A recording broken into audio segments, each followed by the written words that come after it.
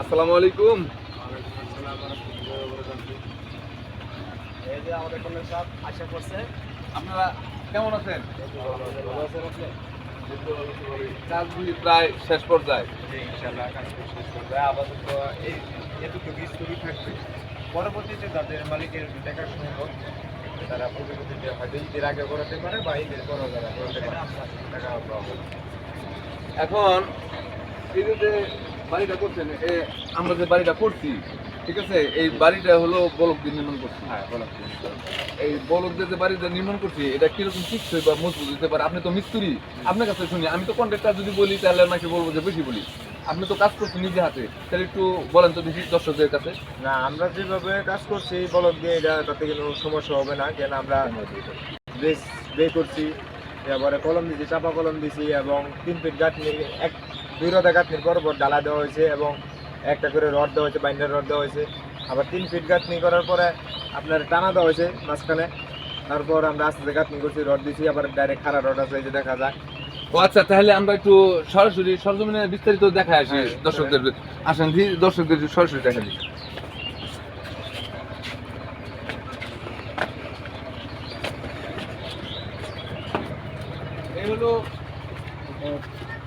এই হইলো আমাদের কাজ।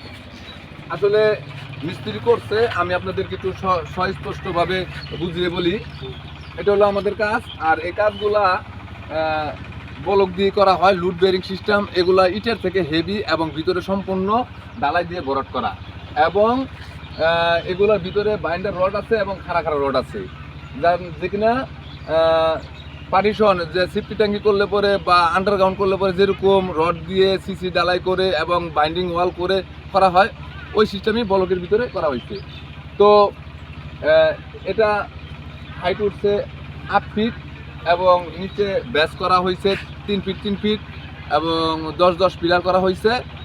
আর এটার কাজের যেই শক্তিশালীটা হইতেছে, এটা বন্যা হয় এই এলাকায়।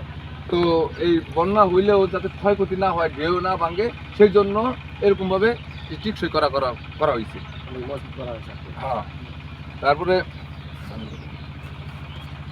দাম দর করা কিরকম রেট? আসলে এই বলকগুলা প্রতি পার পিস, যেটা নাকি 2 হোল্ডের বলকগুলা প্রতি পার পিস দাম হলো 70 টাকা।